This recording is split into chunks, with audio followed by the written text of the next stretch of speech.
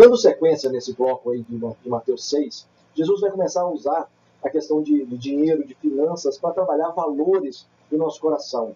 E aí vem a ideia dos dois senhores. Está aí a partir do verso 19 de Mateus 6, e diz assim, acompanhem comigo na tela. Não acumuleis para vós outros tesouros sobre a terra, onde a traça e a ferrugem corroem, e onde ladrões escavam e roubam. Mas ajuntai para vós outros tesouros no céu, onde traça e ferrugem corrói, e onde ladrões não escavam nem roubam. Porque onde está o teu tesouro, aí também estará o teu coração. São os olhos a lâmpada do corpo. Se os teus olhos forem bons, todo o teu corpo será luminoso. Se, porém, os teus olhos forem maus, todo o teu corpo estará em trevas. Portanto, caso a luz que em ti há sejam trevas, que grandes trevas serão. Ninguém pode servir a dois senhores, porque ou há de aborrecer-se de um e amar a outro, ou se devotará a um e desprezará a outro. Não podeis servir a Deus e às riquezas. É muito bonito a forma como Jesus coloca esse texto, é de uma beleza muito grande. A gente não consegue enxergar Jesus muito como poeta, mas esse trecho aqui, ó, de 19 até o 21, é um trecho poético. Ele vai usar repetidamente a ideia dos tesouros, onde você coloca, o cuidado com a ferrugem, com os ladrões, se você coloca sobre a terra ou se você coloca no céu. A mesma traça, os mesmos ladrões, a mesma ferrugem, vão escavar, vão roubar ou não. E aí ele fecha essa pequena poesia dizendo onde está o teu tesouro, aí também está o teu coração.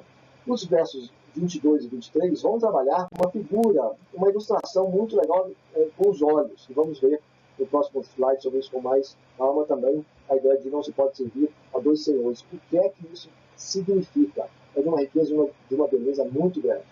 Bom, nós já trabalhamos a ideia desse sermão, já mencionamos isso, a questão dele estar trabalhando, Jesus trabalhar os valores do reino. E, na verdade, é um conflito de reino. Não é só falando sobre o reino de Deus, é um contraste do reino do céu, do reino de Deus, com os reinos humanos, os valores dos reinos da terra.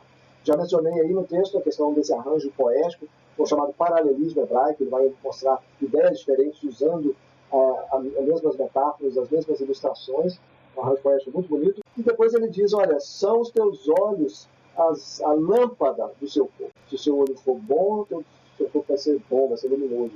Se o seu olho for ruim, for mal, seu corpo vai estar em trevas. Isso tem a ver com tanto diagnóstico como consequência. O diagnóstico é como está a sua vida, como está o seu coração, essa pequena charada que ele vai usar. E aqui coração e corpo tem mais ou menos a mesma ideia. Coração que ele havia trabalhado antes, né? O tesouro do coração, ele vai usar como corpo, e os olhos iluminando o corpo da pessoa. É a vida da pessoa. E isso é um diagnóstico. Olha, como é que está? Se você está vivendo bem, se os seus olhos são bons, o seu corpo, o diagnóstico é que o seu corpo, a sua vida vai ser boa também. Mas também trata a consequência. Cuidado, porque se você agir com os olhos maus, você vai colher trevas na sua vida.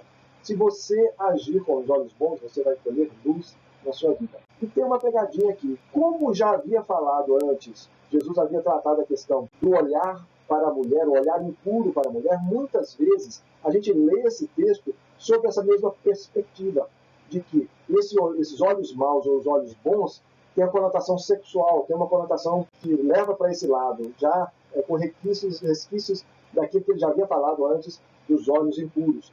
Mas não é isso que Jesus está falando aqui.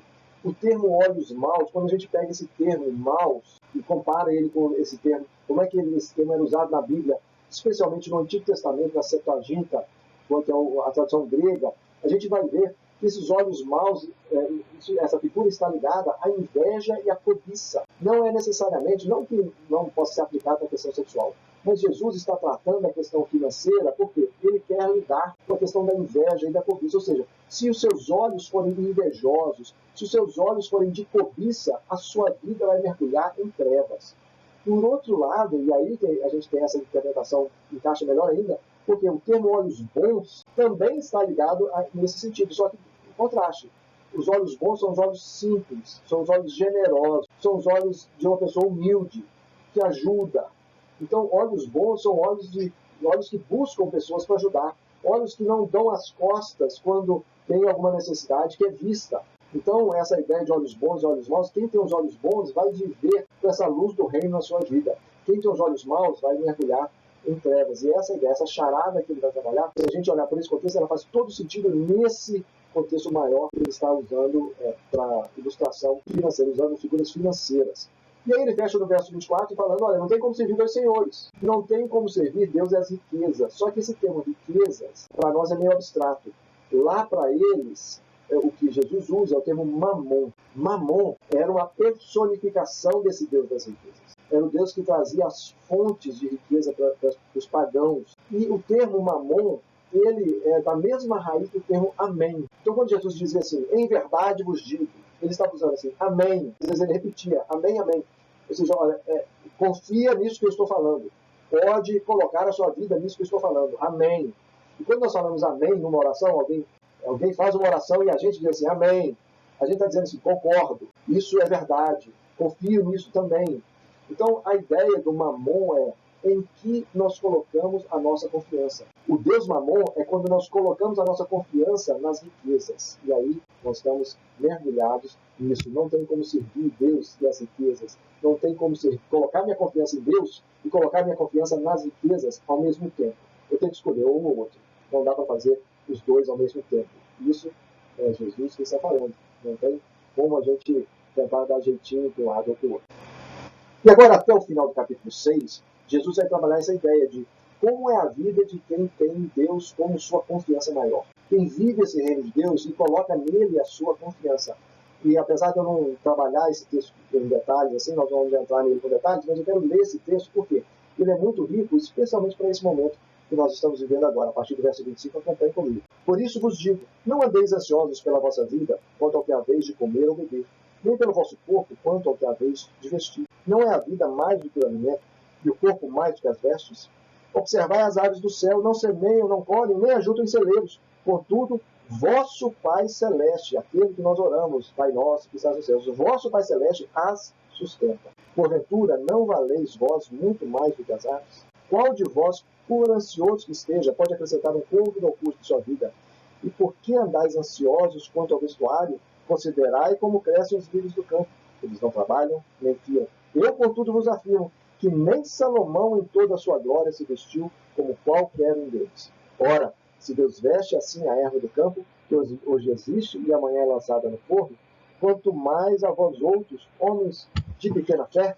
Portanto, não vos inquieteis dizendo, que comeremos, que beberemos, ou com que nos vestiremos? Porque os gentios é que se preocupam com todas essas coisas. Pois vosso Pai Celeste, de novo, vosso Pai Celeste, sabe que necessitais de todas elas. Buscai, pois, em primeiro lugar, o seu reino, a sua justiça, e todas essas coisas vos serão acrescentadas. Portanto, não vos inquieteis com o dia de amanhã, pois o mal trará os seus cuidados. Basta ao dia o seu próprio mal.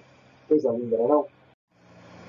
Já no capítulo 7, que é o último capítulo do Sermão do Monte, Jesus vai trabalhar uma aplicação desse sermão. Ele vai usar alguns temas para mostrar como é viver, na verdade, esse sermão. Ele vai trabalhar a ideia do julgamento. Olha, não julguem para que vocês não sejam julgados. Ele já havia trabalhado a questão do coração, de você não viver como aparência para as outras pessoas. Porque quem quer viver, quem quer orar na aparência, quem quer dar esmolas na aparência, quer palmas, quer o louvor das pessoas. Esse tipo de pessoa, ela quer ser mais do que as outras. E esse tipo de pessoa que quer ser mais, ela acaba julgando. Ou seja, se você não cair nessa tentação lá atrás, você não pode viver uma vida de julgamento. Quem julga se coloca acima. Quem julga tem mais autoridade do que a outra. Quem julga, joga a outra para baixo. Mas Jesus também faz um contraponto no verso 6, quando ele diz assim, não deem pérolas aos porcos. Olha, a ideia aqui de porco, de cães, eram duas figuras muito pesadas para a cultura judaica. Então Jesus está falando, e algumas vezes ele chamou os fariseus de raça de víboras. Isso, aí eu assim, puxa vida, mas Jesus não está julgando. Para a gente não dar pérolas aos porcos, nós precisamos julgar, nós temos que falar assim, essa pessoa não presta, essa pessoa não vale. E isso tem a ver, quando a gente olha os ensinos de provérbios, muitas vezes há essa tensão, olha, não trate o tolo segundo a sua estutícia, trate o tolo segundo a sua estutícia. Vai depender da hora. E tem momentos onde a gente tem que dizer assim, olha, essa pessoa eu não vou mais investir as minhas sementes do reino com ela. Ela já recebeu as sementes suficientes e eu vou semear em outros lugares. Paulo tinha essa questão, ele não queria semear em solo onde outras pessoas já semearam, ele queria semear onde não tinha semente ainda. Isso não coloca de lado a graça. Isso a gente não pode julgar a pessoa e dizer assim, olha, essa pessoa é assassina, é mentiroso, é isso, é aquilo. o Evangelho não é para ela. Não, o Evangelho é justamente para essas pessoas. Mas muitas vezes o Espírito nos dá discernimento para a gente entender que, olha, tem certas pessoas que nós não vamos tratá-las como cães, como porcos, mas também não vamos gastar a nossa vida mais enquanto tem outras pessoas que não escutaram do Evangelho. Esse tipo de abordagem que eu creio que seria a abordagem mais sadia na interpretação para esse texto. O verso 7 a 12 ele vai incentivar a oração, mais um contraponto em relação a que eles acham que o Sermão do Monte é lei, lei, lei, lei. Não. Ore que Deus vai te dar. Ore, bata na porta. Deus é aquele que escuta as nossas orações e Ele derrama graça sobre todos nós. Incentivo à questão da oração. Versos 13 e 14 ele vai falar das duas estradas. A porta estreita e a estrada estreita contra a porta larga, a estrada larga também. Isso aí era um ensino, que já era um ensino rabínico da época. Jesus vai aplicar esse ensino ao ensino dele do reino de Deus. E a necessidade da pessoa achar, olha, não fica achando que viver o reino de Deus é fácil, não. Não é. Mas ele também vai falar dos dois profetas, é uma sequência de duas estradas, dois profetas, ele vai dizer, especialmente do falso profeta, né, aquele que diz Senhor, Senhor, nem todo aquele vai entrar no reino, porque ainda que tenham expulsado demônios, ainda que tenham experimentado milagres, Jesus vai dizer assim, olha, apartem-se de mim porque eu não conheço vocês. Isso tem a ver com a questão do coração lá atrás. Não adianta só ter uma vida religiosa profícua, uma vida religiosa onde você faz 1001 coisas se você não tem um relacionamento com Jesus. Se a sua vida com Jesus não passa pela oração, pela leitura devocional da palavra, um relacionamento próximo com Ele. Então, tem duas estradas, dois profetas e, por fim, os dois fundamentos. O homem que constrói sobre a areia e o homem que constrói sobre a rocha. É interessante que ele não constrói sobre rochas, ele constrói sobre a rocha. E aí Jesus vai mostrar com a sua vida que Ele é essa rocha. Ele é a rocha eterna sobre a qual nós construímos a nossa vida. Não tem como pensar diferente. E aí encerra-se nos versos 28 e 29, quando ele diz assim, quando Jesus acabou de proferir essas palavras, estavam as multidões maravilhadas da sua doutrina, porque ele as ensinava como quem tem autoridade e não como os escribas. Então, isso aí deixou todas as multidões. Ele ensinou para os discípulos, chega um certo momento que as multidões vão beber daquilo que ele estava ensinando aos seus discípulos, e aí as multidões terminam o Sermão do Monte maravilhadas com o seu ensino. Até hoje nós estamos também maravilhados com isso. Bom, para fechar, eu quero já fazer um link com a nossa próxima aula, porque o ensino de Jesus está completamente ligado ao ministério de Jesus. O sermão ele vai estar ligado a esse bloco seguinte, quando a gente vai ver uma série de milagres, capítulos 8 e 9. E os milagres estão conectados com esse ensino de Jesus. Lá no capítulo 9 de Mateus, diz assim, e percorria Jesus todas as cidades e povoados, ensinando nas sinagogas, pregando o evangelho do reino e curando toda sorte de doenças e enfermidades. Vendo ele as multidões, compadeceu-se delas, porque estavam aflitas, exaustas, como ovelhas que não têm pastor. Então se dirigiu a seus discípulos. A seara, na verdade, é grande, mas os trabalhadores são poucos. Rogai, pois, ao Senhor da seara, que mande trabalhadores para a sua seara. Então, esse ensino dele nas sinagogas, né, o ensino, ele pregava o evangelho do reino, as boas novas do reino, curando toda a sorte de doenças e enfermidades. A gente vai ver como que esse ensino está ligado de uma forma muito especial à questão dos milagres. Pronto, chegamos aí ao final. Já deixei aí o aperitivo para a nossa próxima aula, que nós vamos trabalhar a questão dos milagres. Vai ser muito rico a gente encaixar essa questão do ensino dos milagres do Ministério de Jesus. E quero deixar uma dica para você. Aproveite aí essa semana para ler os capítulos 5, 6 e 7. Leia o Sermão do Monte. 2 livros muito bons sobre o Sermão do Monte. O livro de John Stott, o Sermão do Monte, e outro estudo do Sermão do Monte, de Martin Lloyd-Jones. 2 autores aí clássicos, muito bons. E se você quiser aprofundar um pouco, vale a pena ler também.